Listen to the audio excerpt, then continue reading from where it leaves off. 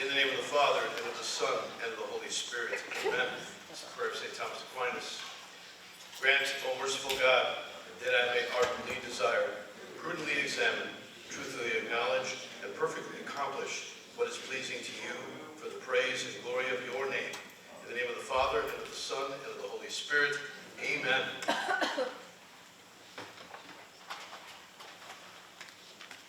Thank you, Deacon. Welcome all.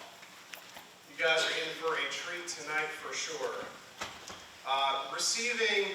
So we're in for about a four-night show here with our seniors presenting their senior thesis presentations. Just to kind of preface before we get into the presentations.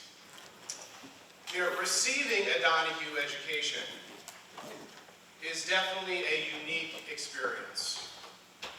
Just ask any one of our seniors who will defend a thesis paper centered around one of the great ideas of Western civilization. We want our students in this endeavor to have three special experiences at the end of their Donahue education. First, we want them to complete a major independent project exercising freedom and responsibility. Second, we want them to exercise independence in choosing a topic and developing their original ideas in a long format paper. And then finally, we want them to have the unique experience of the public oral examination and thesis defense. It's a challenge like none other, and completing it is an accomplishment like none other. The senior thesis is the capstone of a student's experience with Donahue. It is a year-long process that culminates at the end of the student's last quarter of their senior year. In many ways, it is a rite of passage for our seniors to the adult community.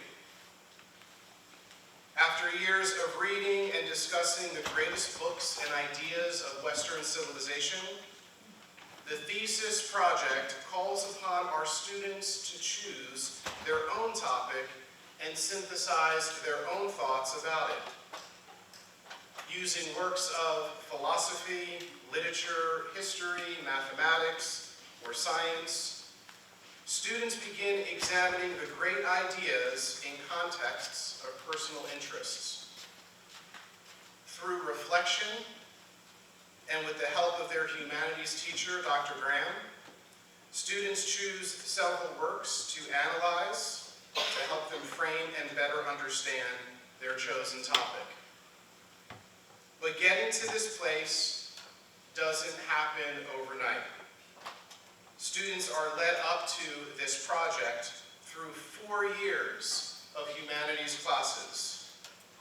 It is the kind of project that only Donahue seniors could undertake. They have read so many great books and thought about so many difficult problems and deep ideas. The beginning of senior year is spent carefully exploring, studying, and discussing these several works, the assistance of the faculty advisor. With the aid of their discussions, the student forms a thesis statement. They then strive to understand further through the paper writing process. The paper is written in sections, with the advisor reading and giving feedback about the paper at each new revision. The project requires many hours of independent reading, writing, editing, and meetings with the faculty advisor. And then finally, after the student submits their paper, the senior prepares a presentation and defends their thesis in front of the Ave Maria community. That is why we are gathered here tonight. Family, friends, faculty, and students to see this culmination of the students' learning through the Donahue curriculum. This year we will hear 24 senior theses presentations. 6 will be spread out each night over 4 nights. Following each presentation, we will have a short Q&A. When asking a question, please ask only one question. Follow-up questions can be had during our break in the hallway or after the presentation or the night is concluded. After 3 presentations, we will have a short break. There will be food and beverages out in the hallway. Please keep food and beverages outside the lecture hall. And so kicking off our first senior thesis presentation for the graduating class of 2025 is Isaiah Laboda, who will attempt to answer the question, should we teach business principles to children? Please join me in welcoming Isaiah Laboda.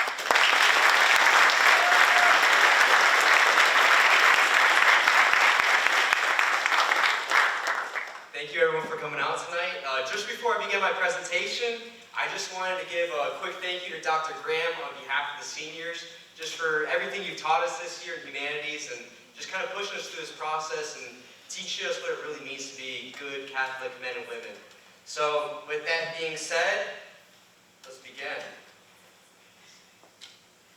As human beings, there are many things beyond our control. No one can control the course of pandemics, the stock market, wars, the housing market, and just so much more. These events shape the world. However, one area that we do have control over is how we choose to respond to the world around us, which includes our thoughts, our words, our attitudes, and our actions. One powerful way to exercise this control is learning the skill of financial management. Catholic parents and teachers have a special responsibility in forming and educating young people. Forming the whole person includes financial stewardship. You might be asking yourself, well, why do we have to do this? This is because teaching financial literacy is an act of love that prepares children to be prudent and generous stewards of God's gifts.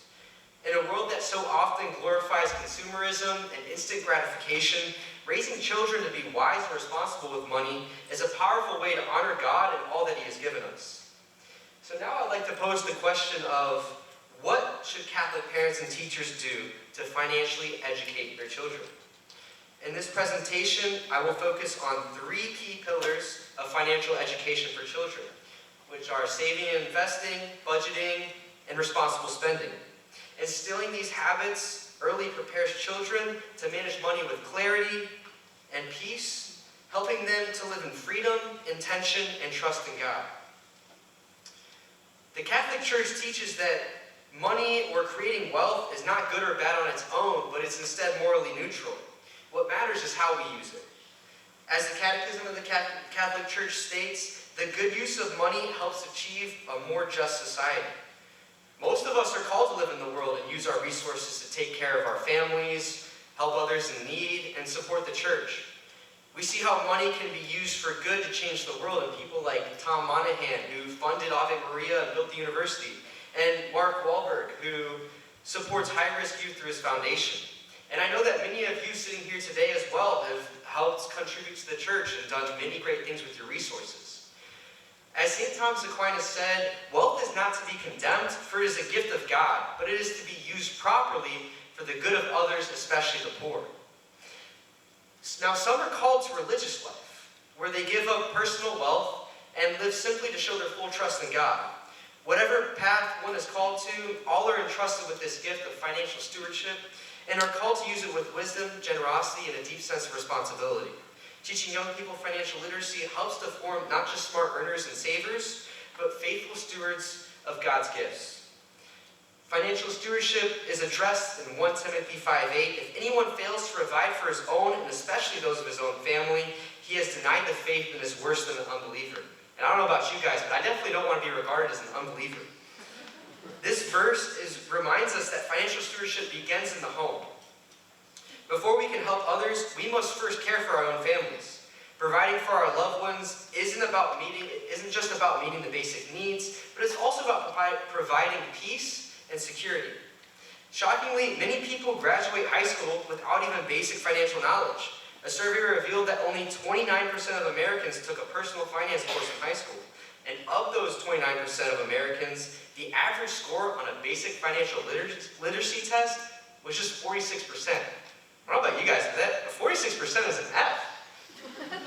With all the tools and technology at our disposal today, there's no excuse. Parents and teachers have a responsibility to make time and to teach kids how to manage money wisely because their futures greatly depend on it. Now, the first pillar is that being taught to young people, or the first pillar is saving and investing.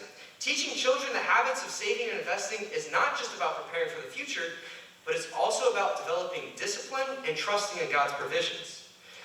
Saving helps to minimize stress and anxiety that often comes when unexpected situations arise.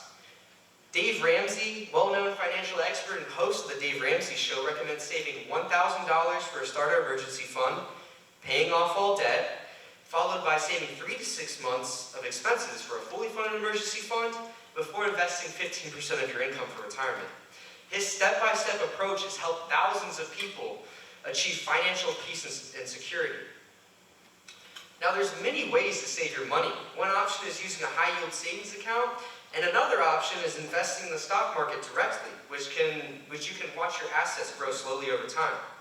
Personally, I use both methods. I have a high-yield savings account connected through an app called Marcus. It helps me save on a consistent basis, either daily, weekly, or monthly. And I also use an app called Robinhood, where I have 2 investment accounts. One is a traditional stocks account, and the other is a Roth IRA account. While these methods can be effective, they are not a get-rich-quick solution. Many people who take risks with the stock market end up losing money, and I definitely speak from experience. Saving and investing money should be seen as a long-term strategy. It's a strategy that requires patience, caution, and you might even need to consult a professional. Robert Kiyosaki, the author of Rich Dad, Poor Dad, shares a powerful mindset shift when it comes to money. In his book, he writes, instead of saying, "I can't afford it," ask yourself, "How can I afford it?" This kind of thinking teaches problem solving and builds confidence when facing challenges. When kids learn to set clear financial goals, they are more likely to save with purpose, which helps them to see money as a tool for good and not just for personal gain. The next pillar that is essential for parents and teachers to focus on when teaching children about financial literacy is budgeting. Budgets help to lay the groundwork for responsible financial habits.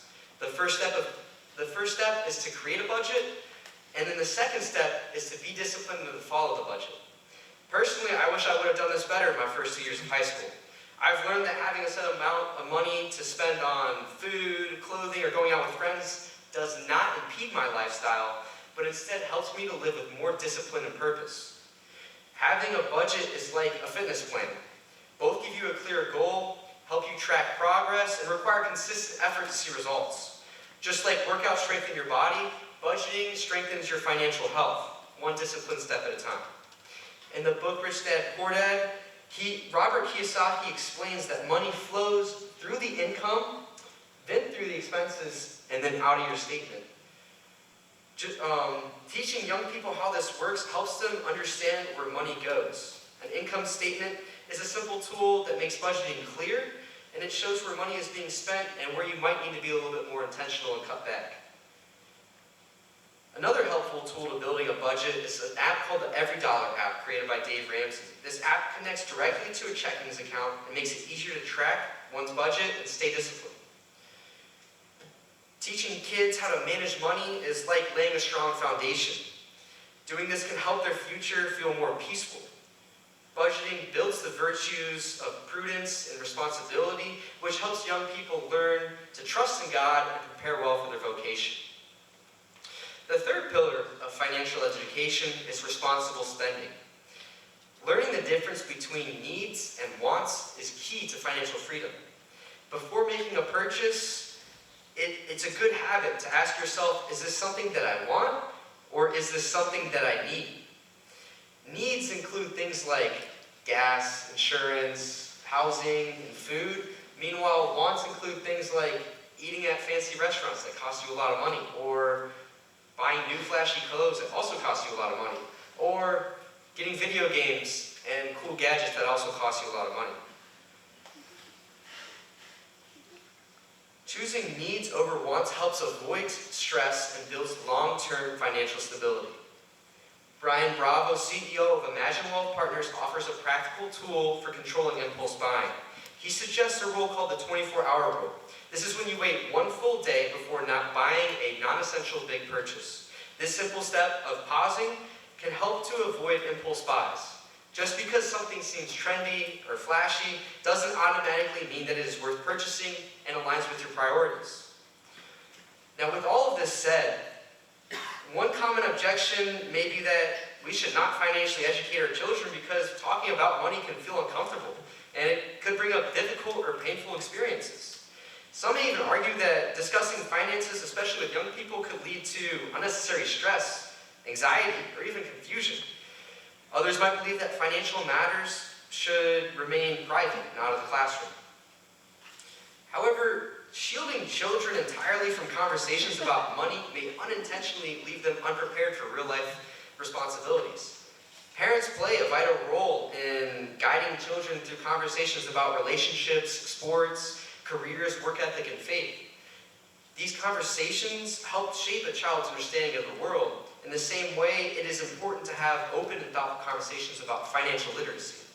Age-appropriate conversations about money can build confidence, responsibility, and a mindset of stewardship which will serve young people as they grow into adults. In conclusion, Catholic parents and teachers carry a sacred responsibility to shape the hearts and minds of children placed in their care. Part of this shaping includes teaching financial literacy. Proverbs 22:6 instructs, "Train up a child in the way he should go. Even when he is old, he will not depart from it." Likewise, in Deuteronomy, it calls to teach children diligently. This calling to a mother, father, or mentor is not just a role, but it's a vocation. It is a divine mission that must be embraced with intentionality, love, and faithfulness. One essential way to faithfully carry out this mission is by teaching children to handle money with wisdom, discipline, and virtue. Financial literacy, when rooted in our Catholic values, is not about chasing wealth, but forming habits of responsibility, gratitude, and stewardship. As Deuteronomy 8:18 states, "You shall remember the Lord your God, for it is He who gives you the power to get wealth." The goal of teaching financial principles should not be rooted in fear or materialism, but to form saints. So in closing of my presentation is simple. Catholic parents and teachers are called to form children in habits of saving, investing, budgeting, and responsible spending. These habits build virtue, foster peace, and train the next generation to become faithful stewards of God's gifts, so that they are ready to serve their families, their communities, and the church with confidence and generosity. So if you're interested in learning any more about this QR code has books, websites, and apps that you can download. And then this one is also my pressure washing business, so if you need any help with that, please let me know. Thank you, and I now stand for questions.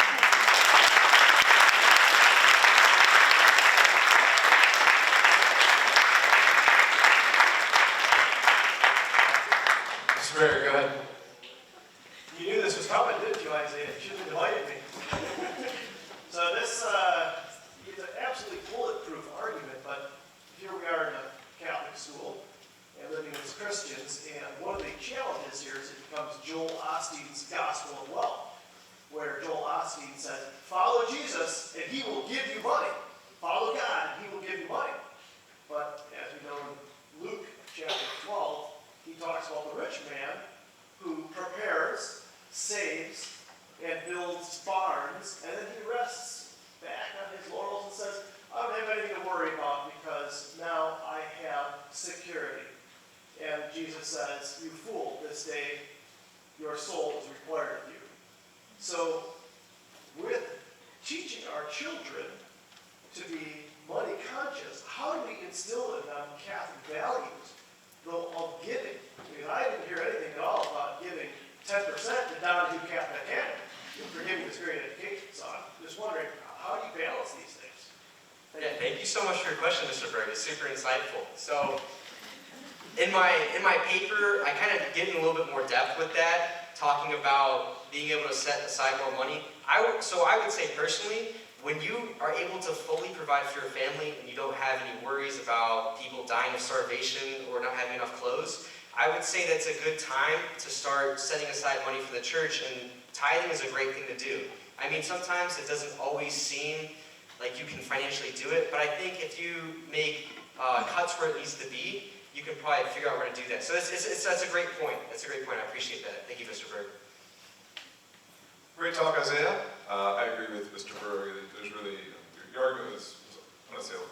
But if you could earn enough money to have enough influence so as to make a massive change culturally, what would be the one thing that you, like a practical thing that you would change so as to better live out, a great society would be better live out your thesis proposal? Thank you for your question, Mr. Youngke. Something I haven't thought about before, but if I did have an enormous amount of money, I'd probably start somewhere with trying to push evangelization more on kids who are underprivileged or aren't able to go to Catholic schools, giving them almost like an opportunity to have the experiences that I've had and my classmates have, to grow in an intellectual way that can push them to be better people. So that's something I would try to do if I could. So thank you. I appreciate the question. Isaiah, we read the Brothers Karamazov this year, and one of the things we saw was the great conflict between Theodore and his son Dmitri. And a lot of it was over money. Do you think if Theodore had educated Dmitri in financial wisdom, that conflict would have been avoided? Thank you, Mr. Graham. So, in that situation specifically, there was a lot going on between the Theodore-Dmitri relationship that was not responsible of Theodore. So, I would say if he might have given them more examples of how to do that better, like not to just go splurge all the time and spend everything, maybe that could have given him a better foundation. But, I mean, even with that, just all of the emotional stress on Dmitri from Theodore, it kind of just destroyed that relationship, really. So he would have had to go even further back and like learning about finances. Like when you're teaching children about being good people, finances is very important, but what's more important is making the soul a good place to be. So once you give them that good starting point, then you can kind of build off of that. So thank you, Mr. Green. All right, now that, congratulations, Isaiah.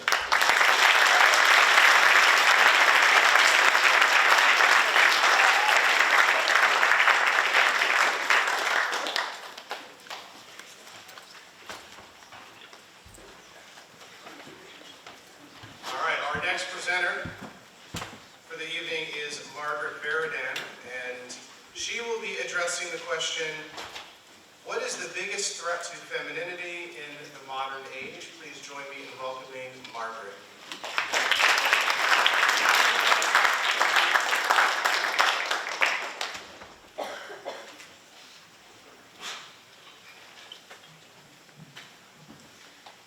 Perfect skin, big eyes, a kind smile which could melt anyone's heart. Slender limbs, small hands, a high-pitched voice which fills the room with giggles and sweet singing. The mother sees her little daughter, cute but destined to grow into a beautiful and strong woman. But what the majority of secular society sees is the perfect female. Why should she change after this period in her life? Should not these features be sought after in a grown woman as well? Of course, she will have to develop the perfect body type before she becomes an attractive lady, but the rest is only nasty features as a result of puberty. She will have to put in a little more effort to get rid of those odd little things like wrinkles, saggy skin, a deeper voice, and individuality. Heaven forbid that individuality. She must never start to cherish the parts of her which are unique, which mark her as a fully grown woman. We live in an age where women are being denied the ability to proudly live out their femininity. The worst thing a woman can do in today's culture is to grow up.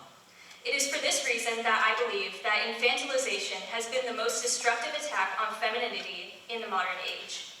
This is due to how beauty standards throughout different cultures push for characteristics only achievable for children, how women have grown scared of aging, and how little girls are forced to adopt an adult mindset and appearance to appeal to predators. In order to discuss the effect of infantilization on women, we must first establish what infantilization is. The definition of infantilization, according to Oxford Languages, is to, quote, treat someone as a child or in a way which denies their maturity in age or experience, end quote. To infantilize is to refuse to acknowledge the maturity of a person. The real danger occurs when infantilization is used to subject an individual to your will. Such behavior often leads to grooming and manipulating a person into behaving in a way which suits you best. This cruel behavior applies to modern society's view of women, as many are held in a chokehold of beauty and behavioral standards, pressured to overconsume beauty products and to act like adults at a young age. The damaging aspects of infantilization can first be seen physically. The obsession with extreme skinniness has become glorified on social media. Ozempic, a drug primarily intended to treat type 2 diabetes, but with the side effect of weight loss, is used by an overwhelming number of celebrities and influencers. There is such a craze around extreme weight loss that there is something of a shortage in the drug. Excessive skinniness is taught to be the ultimate goal, and yet it would seem you must adopt artificial methods in order to achieve this. It must be questioned, who on earth is capable of naturally achieving exceptionally low body weight and an especially thin figure? This can be answered immediately when looking at the closest playground to you. Only a child is capable of having thin limbs and a body weight under 100 pounds.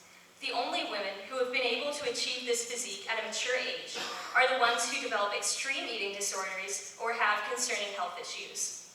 Despite this, many women are told by celebrities and the media that to have any excess body fat is the worst reality possible. To expect women to live up to a physical standard only achievable for children is to impose an infantilizing view on them. You are denying the reality that no grown woman is going to keep looking the way that she did when she was 12, and in doing so are denying her her maturity. Another obsession, both in Western and Asian beauty culture, is to have perfect skin. Red light therapy devices are used with the hope that your skin will become brighter and smoother. Face masks, retinol, and facials are fawned over in Korea. Almost every culture seems to favor glass skin, or the appearance of having tight, smooth, unblemished, youthful skin. Grown women in the current day have an obsession with looking half their age. The reality is that without rigorous upkeep and limited exposure to sunlight, it is incredibly difficult to achieve this skin. Still, products fly off the shelves every day as new lotions and toners are released and women rush to try them. Women in today's culture seem to have an aversion to aging, which is made clear in how women as young as 20 are already getting Botox to prevent wrinkles. The American Society of Plastic Surgeons conducted a study in which it was discovered that there have been dramatic increases in Botox use among women in their 20s since 2010. Women have lost sight of the fact that aging is beautiful. To grow old is to develop your own unique beauty, and yet young women in today's culture have decided to become shiny, plastic, carbon copies of one another. We as a culture hold women to physical standards only achievable for children, and in doing so deny the reality of aging and cast an infantilizing view of what feminine beauty looks like. Infantilization does not just entail dumbing grown women down. It can also manifest in grooming little girls to grow into naive and sexualized women. This is evident in the reality show Toddlers and Tiaras. The show is centered around little girls whose moms enter them into beauty pageants. There are several disturbing moments in the show, one of which being when Lindsay Jackson, one of the moms, patted her 4-year-old daughter's chest and rear end to look comically large in an attempt to resemble Dolly Parton. Constantly depicting little girls adorning adult features leads to blindness towards sexualization. A foolish viewer may watch Toddlers and Tiaras and see this depiction of a little girl in a woman's body as shocking and amusing. But a predator will watch the show and see the perfect candidate for his evil intentions. Young girls are not safe in their childhood from their infantilization being predestined. By putting little girls up on a stage with the pressure not only to please an audience, but also to please twisted adults, you are setting a sick example for any other girls watching the show of what being desirable looks like. It would be too easy for girls to start imitating this warmly received behavior and to be taken advantage of in the process. The sexualization of young girls is not reserved for reality TV alone. Predatory intentions have found their way into girls' clothing. Sarah Mernon, a social psychologist working at Kenyon College, conducted a study in which independent adult raters were tasked with analyzing the different articles of children's clothing and their varying degrees of sexualization. Researchers found that, quote, of all clothing items, 31% had sexualizing features. Most of these, about 86%, had childlike characteristics combined with sexy characteristics, end quote. In the image shown on the left, a little girl in a Walmart advertisement, and who can be no older than 10, wears a full face of mature makeup and a swimsuit with massive cutouts on the front and back. I cannot remember a single time in my early years where I felt the need to wear eyeshadow and lipstick to the pool. Infantilization sinks its teeth into the phenomenon of sexualized children's clothing, and that perverse people will start getting what they wish for in brainwashed, hypersexual, barely legal women who have been taught to dress and perform immodestly for adults from a young age. Many might see a glaring objection to the statement that infantilization has done the most damage to women in the modern age. Abortion has monumentally degraded the dignity of motherhood, a crucial aspect of femininity.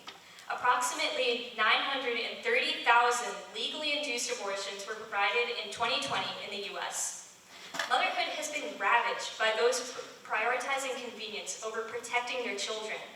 Meaningless sex and the degradation of feminine beauty are direct results of abortion being available and encouraged.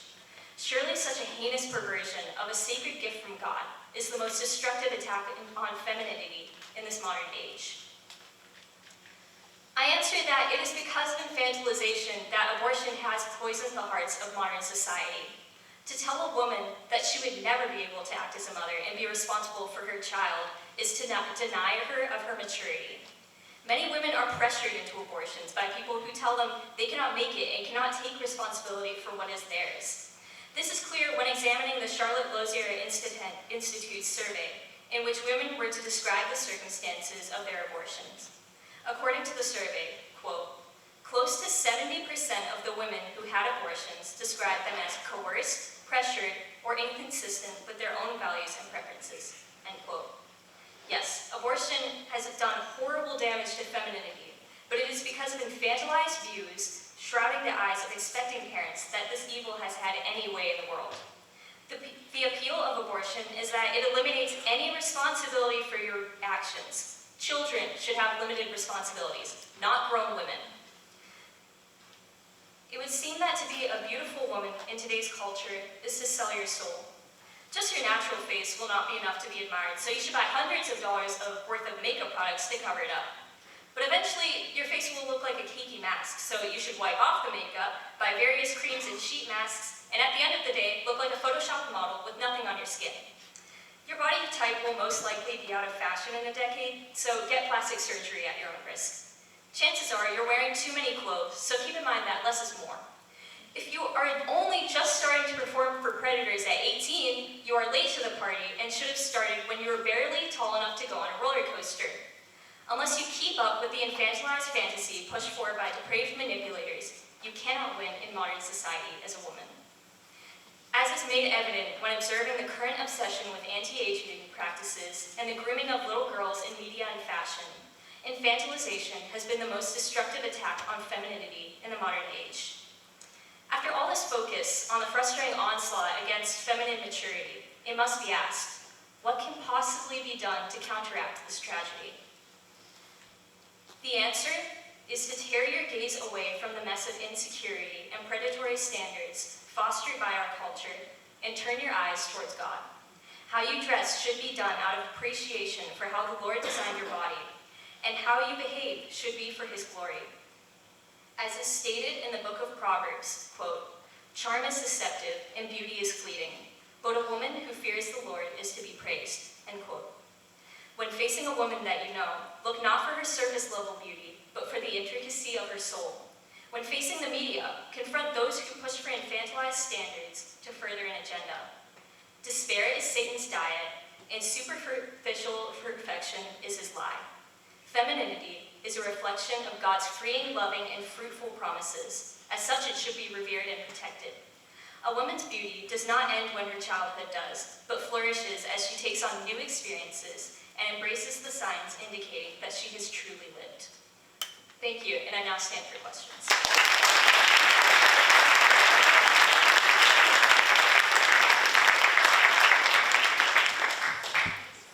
First of all, beautiful presentation. I thought it was very well done. Thank you.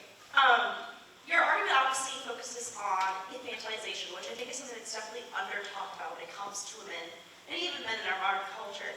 But in your presentation, you also mentioned sexualization. So I was wondering why you chose to talk about infantilization instead of sexualization. Do you think it is a bigger problem than that? Thank you for your question. I actually think that the two very much go hand in hand, which is something that I tried to indicate in my presentation, because a lot of times this has actually been studied by psychologists, but for men primarily, their type in women just like biologically remains like in their 20s. Like that's what they see as like biologically attractive even as they grow older. Whereas for women, it like keeps up with their age, and they keep finding men that are their age attractive as they go on. This is just something that like even without thinking about it is just like what we kind of feel. But the problem is that that has been taken and pushed as something that women should strive for when they have no business looking that young anymore. And I think that the problem with that is that then women feel over-sexualized being young, but then hideous when they feel old, and they feel trapped in this cycle, which is something that I really think that needs to be talked about more, like you said. Thank you. It really wasn't a good presentation, thank you much. How would you respond to the objection that there's nothing new under the sun? This has been something that has, going back as far as recorded history that we know of. We know of wealthy Roman women who would be taking baths in milk nightly, that they would do all sorts of skin therapy. We hear about in some of the excesses of the wealth in the 17th, 18th, and 19th centuries, where you have women who are 50, 60, dressing like they're 20 or 30 and trying to live that lifestyle, and not trying to do whatever they could not to look like a mother, up to and including having a child and immediately handing the baby off to a wet nurse. So how would you respond to the objection? It's not really a modern feminism problem. It seems to be something deeper in human nature. Thank you for your question, Mr. Yonke. What I think really makes this a modern problem is that for the first time in centuries, we have social media, which has really changed how we as a culture move and push for trends, unlike how ancient civilizations would. So I think what makes this the biggest problem is that since we're so wired into the internet, this is what we're seeing all the time. It's not just like what you read about in a magazine in the 1900s, or like what the girls are talking about when they're taking their bath in ancient times. This is what you hear all the time, and you feel constantly like you're not enough. It's not like, it doesn't feel like a choice to pamper yourself. It feels like that's the expectation. Thank you. Matt Engel here, great presentation. Thank you. A lot of passion behind it, really enjoyed that. Curious, so you shared a standard of beauty that you would call as unachievable. I'm curious if you found in your research a standard of beauty that you think is attainable, or something that's worthy of actually striving towards for a woman. Thank you for your question.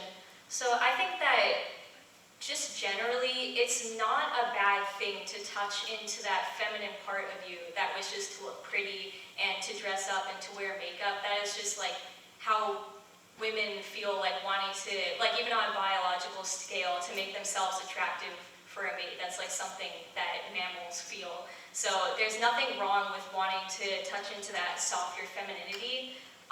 So that, I say, would be a standard that is attainable for women, just simply dressing up and looking presentable, or maybe not looking how you do when you first get up or like when you're home alone. So I think that is something that women can do on their own without like artificial means all the time. I think that would be like the healthy point to stop and not go any further into ingesting different pills or taking Botox and things like that. Thank you. Lawrence, next question.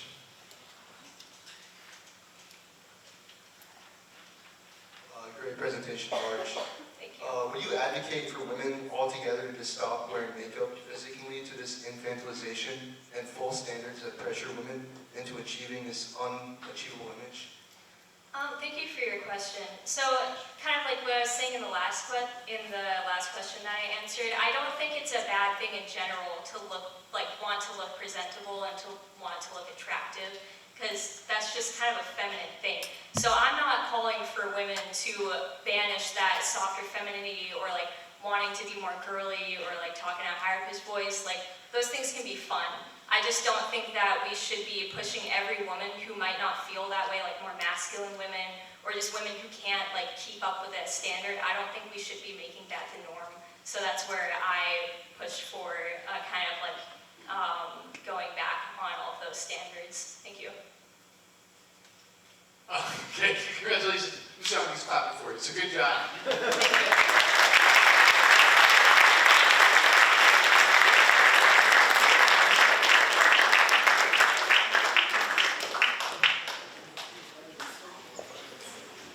All right, our next presenter this evening is Natalie Pineda. Natalie will be addressing the question, do the benefits of ADHD medication outweigh the risks? Please join me in welcoming Natalie.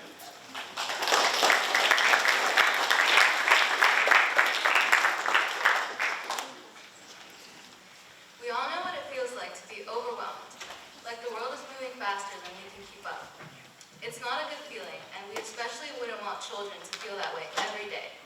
But for many kids with attention deficit hyperactivity disorder, or ADHD for short, that's their daily reality. What truly lies beneath the surface of a seemingly simple solution? When it comes to ADHD, that question becomes complicated. ADHD affects millions, often starting in childhood but continuing into adulthood.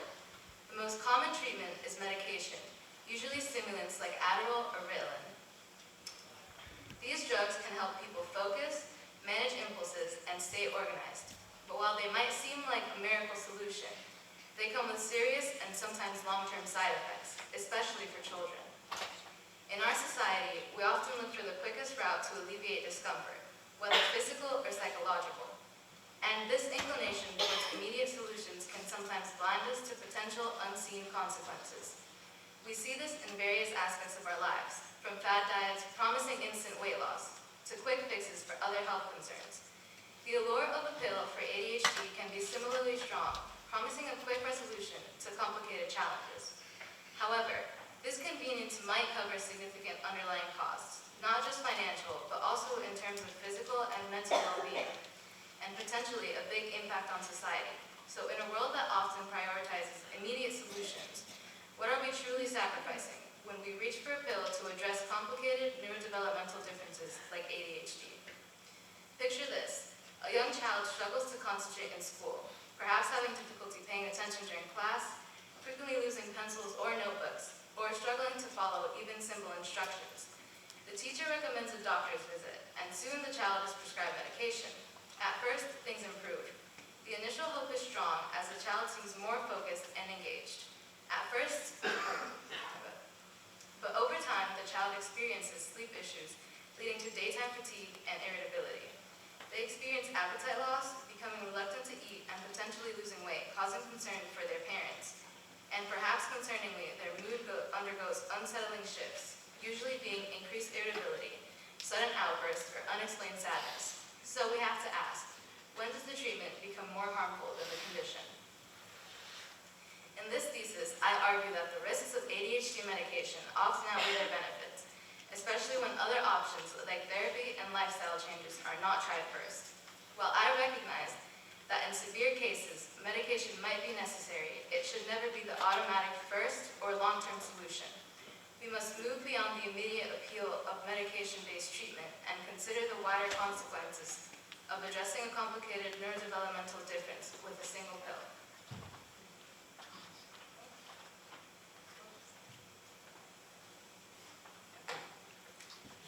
ADHD is a brain-based condition that impacts development, particularly in areas responsible for focus, organization, and self-regulation. For example, they might struggle to pay attention during conversations, frequently interrupt others, or make impulsive decisions without thinking through the consequences. Organizationally, they might have difficulty managing their time, keeping track of tasks, and maintaining order in their belongings. It affects both kids and adults, and while symptoms may look like typical childhood behavior, they are more intense and last longer. It's important to understand that ADHD does not affect the same person the same way. It presents with a spectrum of symptoms and different degrees of severity. According to the National Institute of Mental Health, ADHD is one of the most common childhood disorders and often continues into adulthood. In fact, around 60% of kids with ADHD still experience symptoms as adults. This can lead to significant challenges in various aspects of life, including academic underachievement, difficulties in managing employment, and having a difficult time building relationships. The most common treatment is stimulant medication, Adderall, Ritalin, and Vyvanse. These drugs increase dopamine levels in the brain, helping with attention and mood regulation. Some people with ADHD can feel relief from their symptoms with these medications. This relief can show up as improved focus in the classroom or workplace, a reduction in impulsive behaviors and in social settings, and enhanced organizational skills. But here's the issue. These medications are not risk-free. The side effects, especially over the long term, can be significant. Kids are still developing, so the risks are even more serious for them. Usual side effects can include sleep problems, reduced appetite, headaches, and increased anxiety. It's also important to consider that the reported relief can be subjective and might focus more on observable behaviors rather than the person's internal experience. More concerning are the long-term dangers: addiction, heart problems, and emotional issues like depression. These potential long-term consequences deserve a much closer examination before we turn to medication as the primary resolution. My first point is the risk of addiction and misuse. Stimulants like Adderall and Ritalin increase dopamine, which is the brain's feel-good chemical. That's part of why they work, but also why they're risky. These medications are classified as controlled substances because they have a high potential for abuse. The increase in dopamine caused by these stimulants activates the brain's reward system in a way that is similar to how addictive substances work. Chronic exposure to this artificial increase of dopamine can potentially alter the brain's natural pathways, making people more vulnerable to seeking out other substances like this later in life. According to Addiction Center, approximately 900,000 Americans abuse prescription stimulants every month. These drugs are chemically similar to substances like cocaine. When taken in higher doses or without a prescription, they can create a euphoric effect. Young people are especially vulnerable. A study by CNN Health found that schools with the highest rates of ADHD prescriptions also had the highest rates of stimulant misuse. These medications may start as a way to help a child concentrate, but they can open the door to dependency and long-term substance issues. The competitive academic environment can also contribute to this, with some students, both with and without ADHD diagnoses, misusing these medications as study drugs to enhance their performance. Furthermore, there are challenges in monitoring this medication use among young people, and the potential for medication to turn into others is a serious concern. This raises important ethical questions about the long-term risks of prescribing potentially addictive substances to children, especially when considering the developmental stage of their brains. The next risk is physical. ADHD medications raise heart rate and blood pressure. That might not seem like a big deal at first, but over time these changes can cause real harm, especially in kids whose bodies are still developing. Stimulants can increase heart rate and blood pressure by constricting blood vessels and increasing the heart's workload. This can be particularly concerning for individuals who may have pre-existing, even undiagnosed heart conditions. A long-term study found that people who took ADHD medications for more than 5 years had a 23% higher risk of developing cardiovascular disease. This can be more specific potential risks like arrhythmias or irregular heartbeats, an increased risk of heart attack or stroke, especially with prolonged use, and in rare cases, the potential for sudden cardiac death, particularly in people with underlying heart abnormalities. Even in children with no known heart issues, these drugs can cause silent, long-term damage. Now let's talk about mental health. Medications that affect the brain can also affect mood. While stimulants help control behavior and focus, they can worsen anxiety and depression. It's important to consider the high rates of ADHD appearing with other mental health conditions, like anxiety and depression, and how stimulant medication might make treatment more complex. GoodRx reports that ADHD medication can cause irritability, emotional flatness, or sadness. These symptoms are sometimes mistaken for worsening ADHD, which leads doctors to increase the dosage, making things worse. Additionally, some people experience rebound effects as the medication wears off, leading to a temporary worsening of ADHD symptoms or negative mood states, adding to emotional instability. Children and teens are especially vulnerable because they're still learning how to regulate emotions. When medication interferes with that process, it can lead to serious problems like relationship struggles, academic setbacks, and even self-harm. Emotional regulation is central to healthy development. Relying on medication from a young age might also affect a child's sense of self and their ability to focus, ability to develop internal coping mechanisms for managing their ADHD traits. This makes us question whether medication truly helps with emotional regulation or just hides the visible signs of emotional struggle. Some experts, including the Cleveland Clinic, argue that ADHD medications are essential. They say these drugs are the best solution because they provide fast relief for difficult symptoms, and in some cases this can be true. But for some people, stimulants can be a quick fix to help them function at school, at work, and in relationships. This is particularly true in cases of significant functional impairment, where severe ADHD symptoms can disrupt daily life, making it difficult to keep jobs, maintain healthy relationships, or manage impulsive behaviors. But even if the medication provides short-term relief, it doesn't address the root cause. ADHD is tied to brain development. It's not something you can cure with a pill. Medications manage symptoms, but they don't teach people how to organize, regulate emotions, or manage time. That's why other treatments like therapy, behavioral strategies, exercise, and lifestyle changes should be tried first. Cognitive behavioral therapy, for example, helps people build long-term skills that reduce the need for medication over time. These therapies help people develop coping mechanisms, improve emotional regulation, and enhance time management skills, and develop better impulse control, leading to more sustainable, long-term improvement without the risks of medication. Even when medication is needed, it should be closely watched with doses adjusted to reduce side effects and get best results as part of a full treatment plan that also includes non-medication options.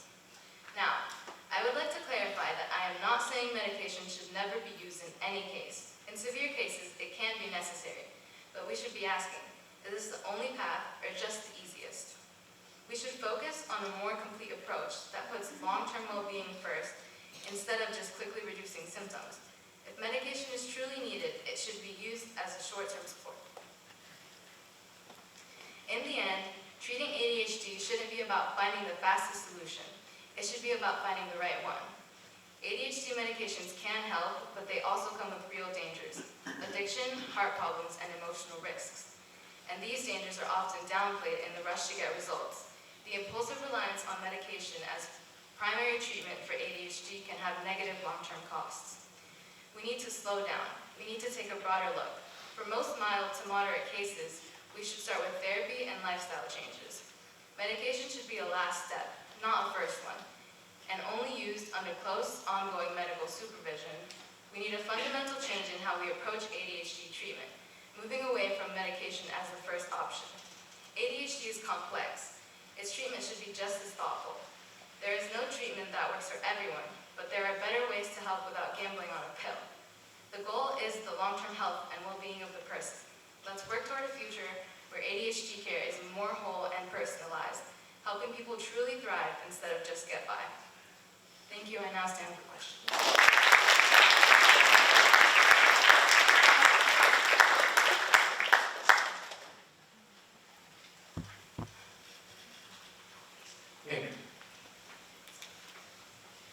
Thank you for your presentation. Would you say that ADHD is more of a modern phenomenon, something a modern problem? And if so, what do you think are the main causes of it? Thank you for your question. I would say that, ADHD has always kind of been around, but I think recently there's been an increase in the amount of people that get diagnosed. Causes, I would say maybe like the food that people are eating, like sometimes dyes and stuff can affect how kids behave, things like that. But there isn't really like a set cause. But I think things like that can affect it. Thank you.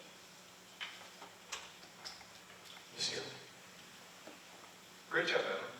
I want you to imagine that you, either yourself or you can imagine a medical doctor, and someone comes, a patient comes in, we'll say a teenager or perhaps younger, exhibiting the symptoms of ADHD. Wouldn't there be some real pressure on the doctor to prescribe the pills that you described rather than behavioral therapy? And there would actually be some real pressure because the parent wants a solution, the child wants a solution. The solution's readily available. If I prescribe this, I probably get return patients. He keeps coming back to me. So how would you help solve that kind of systemic problem that a doctor is kind of incentivized to prescribe these? Thank you for your question, Mr. Yonke. Well, I would have them explain to the parents all the side effects, and I think that with that, the parent should be okay with behavioral therapy and things like that. Try it first, because I don't think any parent would want those side effects to be affecting their kid. And I think doctors just need to work on explaining that better and telling them that it's going to be like a long process, but eventually, it can help them a lot more than medication can. Thank you. Sir. Natalie, I agree with you 100%. Great presentation. Do you see a correlation between the pharmaceutical companies and their profits, and as Mr. Yonke says here, them being incentivized and the doctors being incentivized to prescribe these medications for children who may not need them? Do you see that as a problem? Thank you for your question. I think that it is a problem right now, but pharmacies and doctors should be focusing on the health of the child and what's going to actually help them in the long run, rather than just trying to prescribe something because it'll benefit them. Thank you. Great job, Natalie.